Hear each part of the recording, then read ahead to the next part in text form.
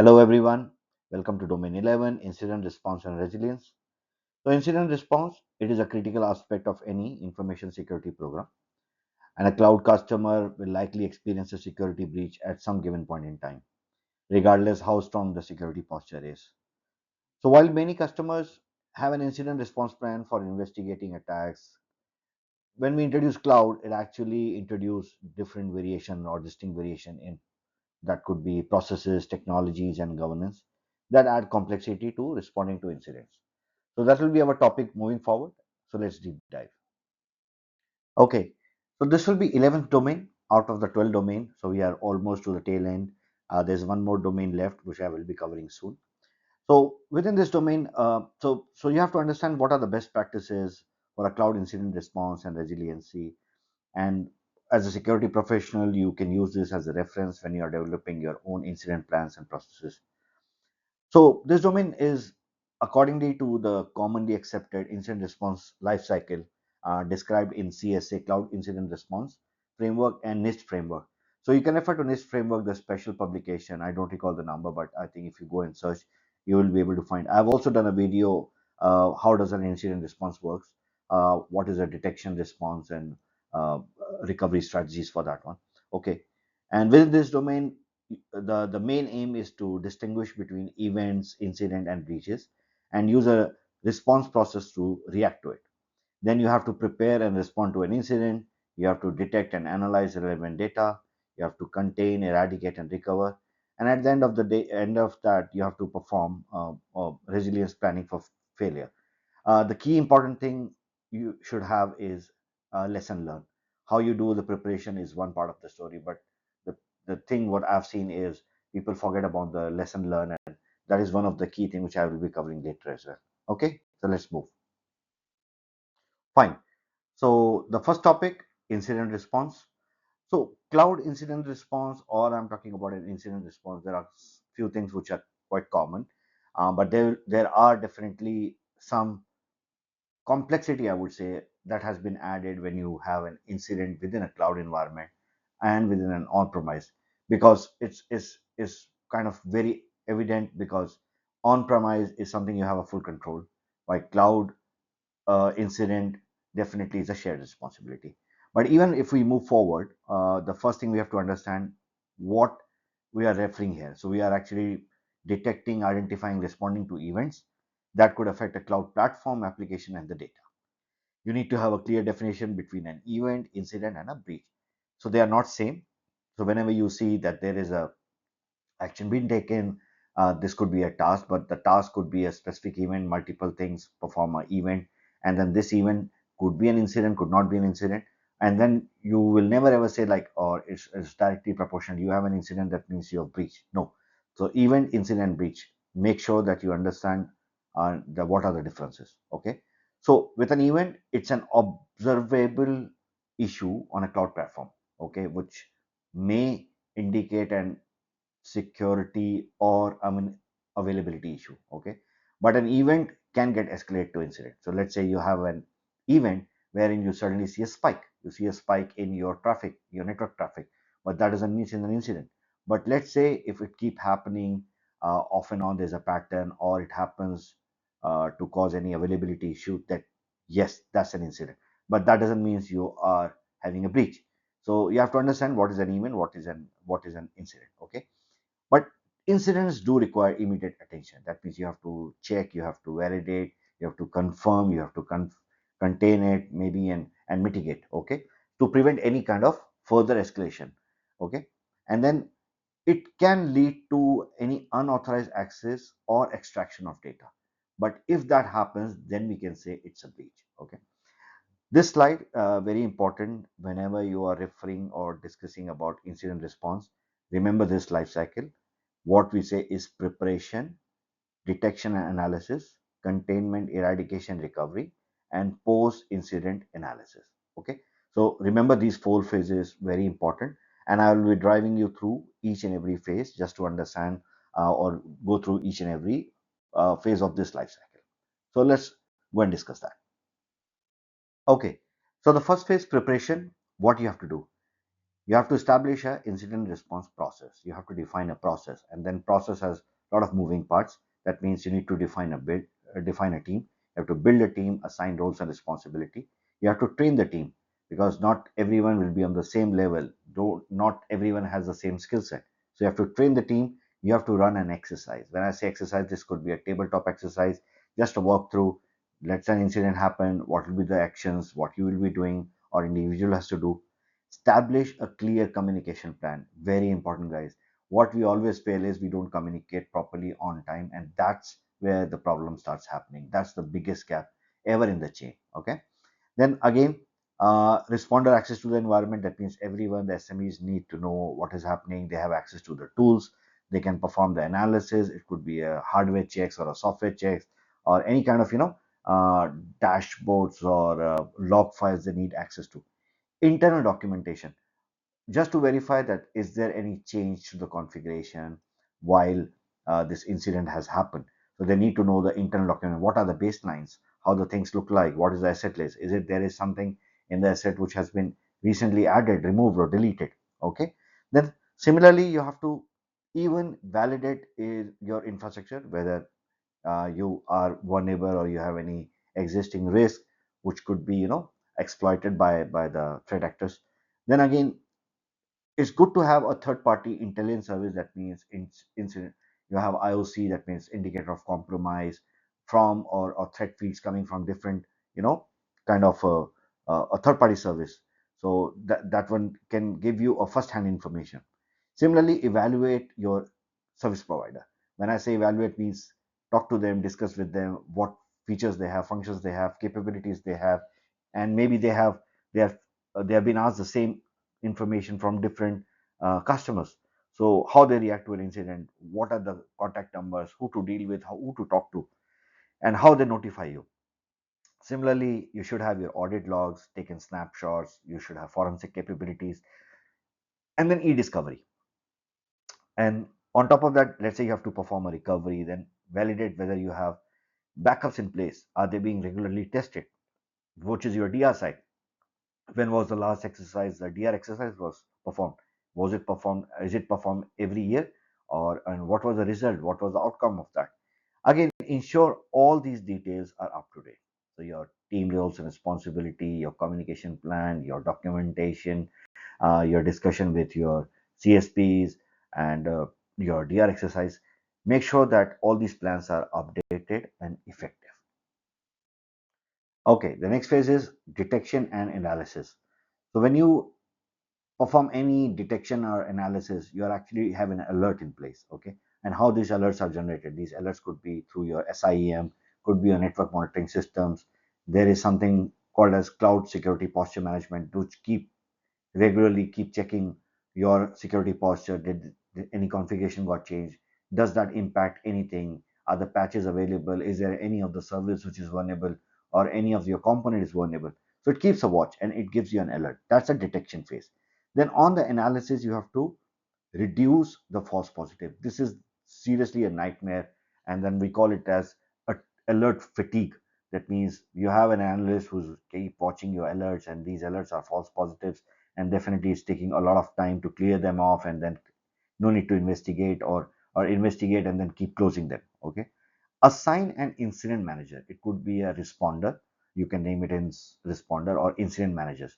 In some other places, you will see as a uh, security incident response managers, officers. So this is just a role, but it's very key.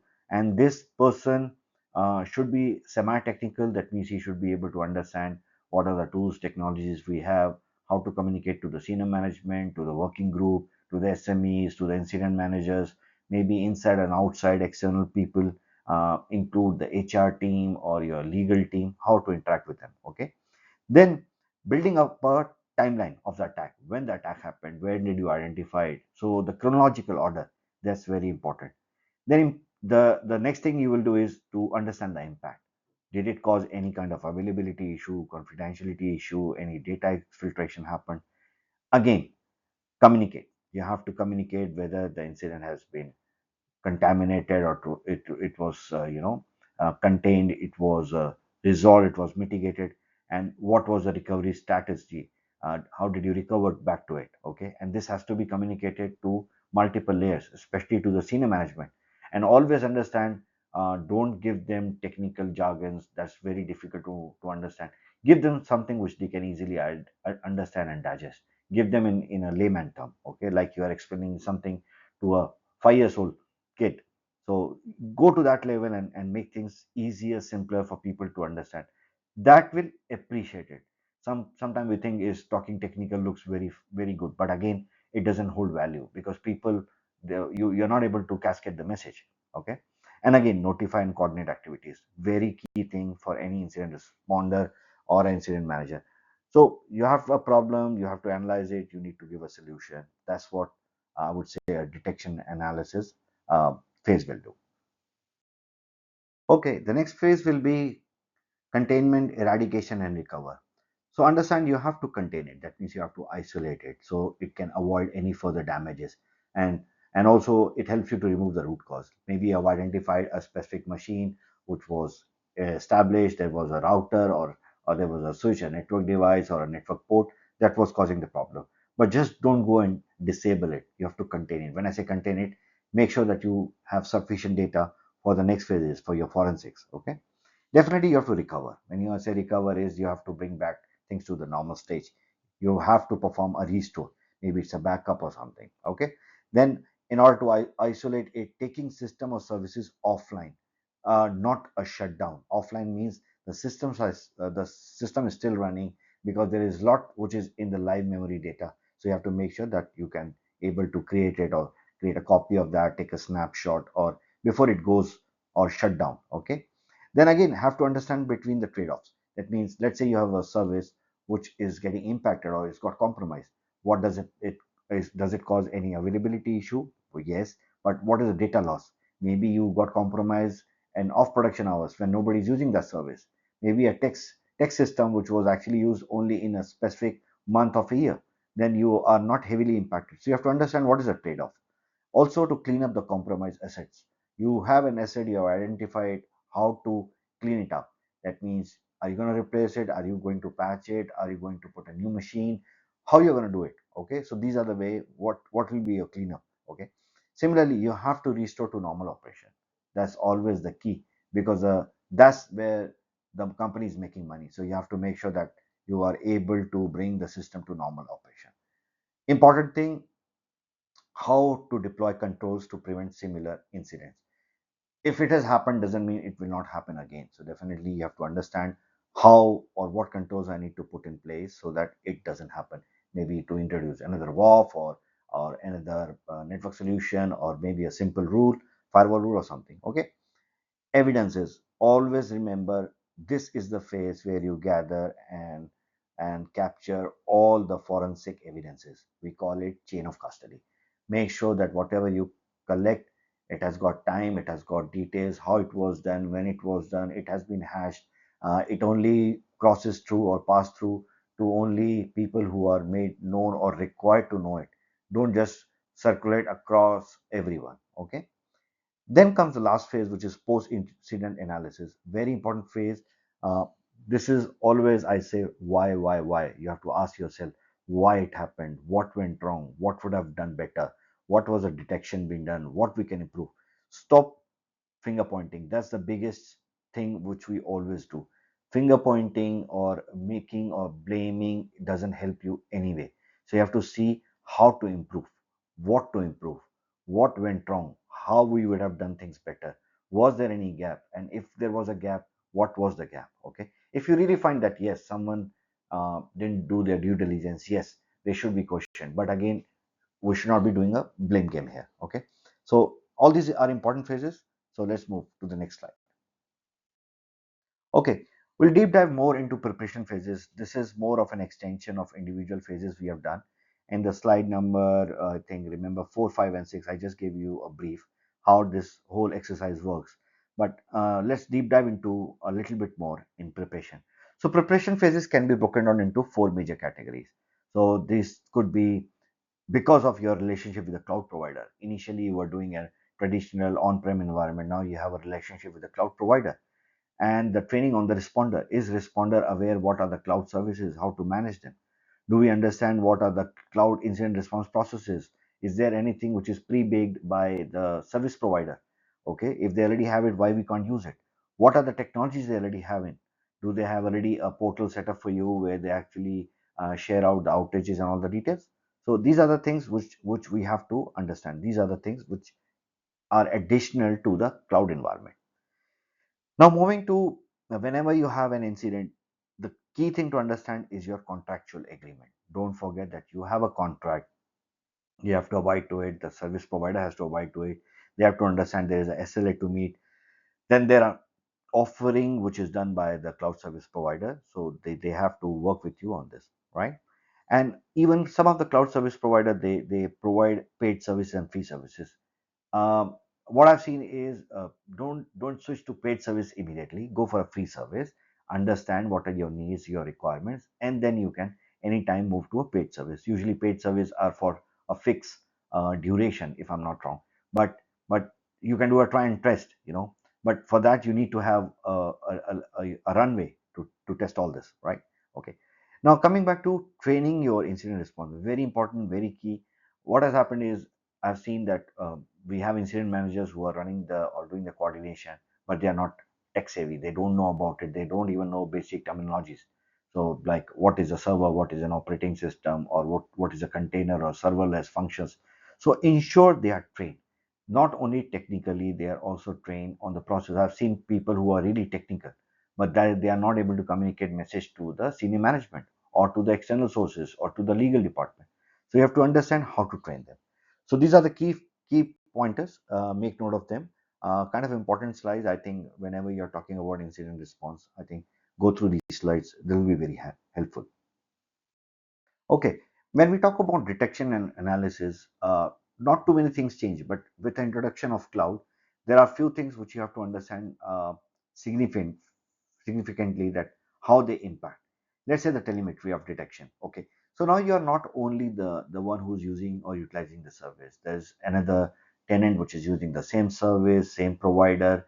They might be facing the same issue. So your detection could be at a very high stage. That means there is a DDoS attack but that was impacting entire Singapore or a certain region. Okay, so that helps you out. Again, you have an additional attack surface here, which is your management plane. So everything is controlled through management plane. If your credentials are compromised or your management plane is compromised, there are high chances that you have to your attack surface is no longer the same because you don't have anything as physical or hardware. That's the only way to see or manage your services. Okay. Then again, the rate of activities on the cloud is pretty high because of the agility. Then you can just even as you can spin up is the same thing. The speed of the attackers who are actually they can automate and then they can push or they can actually uh, use the same uh, technology or the speed against you. Okay, and again we are lacking a traditional network parameter stuff. That means your network boundaries have got extended, they are more higher. Okay, again your identity and access management, your blast radius is quite high, so you have to understand, right? Then api as I said earlier is your management plane is all driven through api. You have api to connect to that, and then from that you connect to different services. That's again interrelated through apis. Okay, then you have a decentralized management of infrastructure.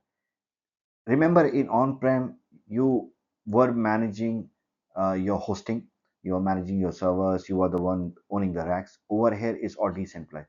You can manage the environment from any part of the world. You can run the environment from one location, maybe sitting in US, but you're managing it from India. That's also possible. Then comes in impact of automation, a biggest thing. You have everything as IAC infrastructure as a code. You have scripts which are written which can spin up and spin down and tier and create and tier the environment quickly. So that actually adds a more complexity to it. But as we always all say that they all comes with their pros and cons, so you have to understand that. Thanks, guys. Okay, cloud system forensics, kind of very important. Just make note of that. It falls into two major categories: forensics of a virtual machine and the container. From the construct of it, you can easily understand the containers are really very flexible. They can be very volatile. You just create a container, you get your work done, and then you remove it.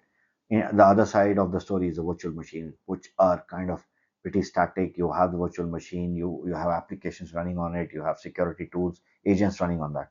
So it all depends, right? Unlikely like we have physical access to the hardware, where in this scenario you only have virtual machine or virtual constructs. But again, you are using more on containers probably than a virtual machine, right? So when you are or you're with a cloud service provider, you have to understand how to handle cloud forensics. You can take a snapshot. Let's say you see an incident happening, you can go and take a snapshot for the analysis. Okay, you understand the volatile memories are, there's a volatile memory. So how you're going to do that? So again, there are times you have to install a software, you have to quickly make a copy of this, secure the copy and all that, right? Then the log analysis. So there is logs which is available for the virtual machine, for the containers, which you can make use of to identify how the pivoting was done, or was it from a management plane or was it a data plane, and which was got compromised. Again, evidence preservation is very key, because understand, if you take a snapshot, you install a tool, you have logs, this is all hosted on the cloud service provider. So you have to work with them and understand what kind of data retention policies they have, how long you can store the data, can the data be accessed, can the data be deleted, can you put it a kind of a lock that it doesn't go or get deleted. So you have to understand where the complexity comes from. So you need to work with your service provider, and they are really aware of all these requirements, so they will help you out. So this is a key slide, I would say. So make note of that. Okay. So next one is the containers and the serverless consideration.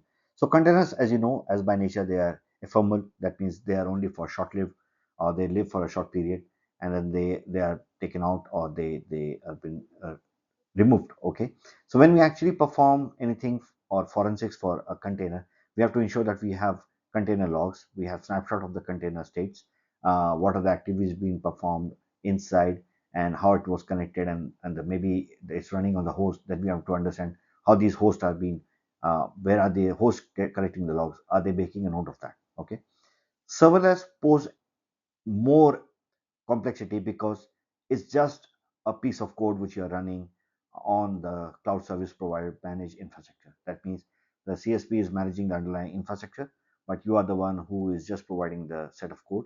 And when you execute the code, there should be a way you have the execution logs, access log, application logs. So you need to know the pattern. So in order to have that, this adds more complexity. But yes, again, as I said, you have to work with your cloud service provider. They can help you or guide you with this. Fine. So the third phase, containment, eradication, and recovery. So containment, as we said, it's more towards where you actually trying to limit the blast radius. That means you know that there is a problem with a certain machine or a network construct, then you actually try to uh, contain it to a certain boundary, right? You have to engage your cloud and the application owner, because they are the one who best know about the application, how it was implemented, how it is being run. Okay, and then all have a different party. You need to have actions from both the identity provider and the relaying party. Network containment is often easier because it's more of a software delivery network. So you can actually quickly add a rule, you can remove a rule, you can add API calls, give the permissions on the fly, and then this works. The second complication happens with the service account credential. Let's say they are compromised and then they are abused. That's where you can it can compromise your management plane. It can also compromise your data plane, and this way it becomes a big challenge.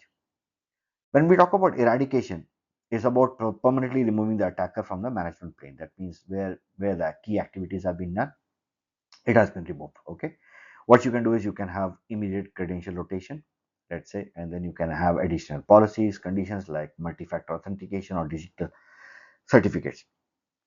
um, while you're performing your analysis, do make sure that you have identified something, but it, let's say is a code or a binary or a runtime that was an old version. Make sure that you remove or delete the old version. And then when we say that, don't reuse them, because they can be reused and then it can re-compromise a deployment. Okay, so let's say you have a node, a node in the cluster, so you have removed it, but you have identified that this node was compromised because of running an old component.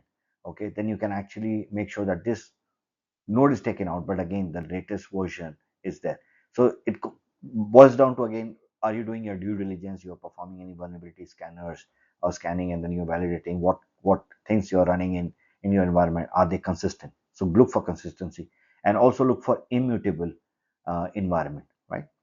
Coming to recovery, automation, as we say, is a powerful tool. You can do an incident recovery using automation with a single click. That means you can migrate your services running from the DR site, or you can rebuild the environment using IAC codes. Okay, make sure that before you do all this, all your images, sources, template used in the recovery should be ensure that they are not causing the root problem. That means they are not the one who's causing the issue. Okay, they are all eliminated. Fine. The last stage, post incident analysis, and this one phase is, as I always say, is always overlooked. Okay, you often overlook this part, and then we don't take lessons what we have learned, what the takeaways from this. Okay, the key thing is taking active steps to reduce the likelihood and impact of future similar events. That means these things can reappear, rehappen. So make sure that we take necessary steps so they don't reoccur. Okay, then on top of that, analyze the response process. That means what was responded, how it was responded, was there any communication gap, how we can reduce the gap, how we can improve technology, or we can improve the process, the communication. Could be a simple phone number.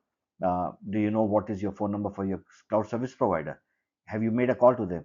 Do you know what they can action, what they can take? Or do you have a website provided by service provider where you can go and see the status of each and every service?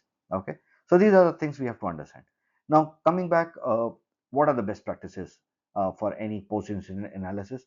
You have to engage or work with the team which have done the cloud deployment. These are very important. SMEs, you need to know, bring your SMEs in. They could be a junior staff, but again, bring them in and ask them how we can improve. They are the one who really know the problem. They are the one who are dealing with it. Okay, if you find something which was not documented, it was just something new you identified, or you think it has to be updated, update the run books, create the playbooks and all that, right? Okay, so again, our focus is to understand systemic failures. That means what went wrong, as I said, why, what, when, how. Okay, rather we start blaming individuals or holding individuals accountable for that action, which is very important. But at the end of the day, did we define roles and responsibility in a correct way? Okay, so all in all, that's the gist of it. This entire domain I see is very important, and always people forget about it, because this one is an operational activities. We always focus on the technology side of the story, but my view is always look into the processes and the procedures and how they are working, are they efficient, and that will actually take a lot of your pain. Thank you, guys. Okay, I want to thank you again. So like and subscribe the channel, and I will be adding more videos soon. Thanks a lot.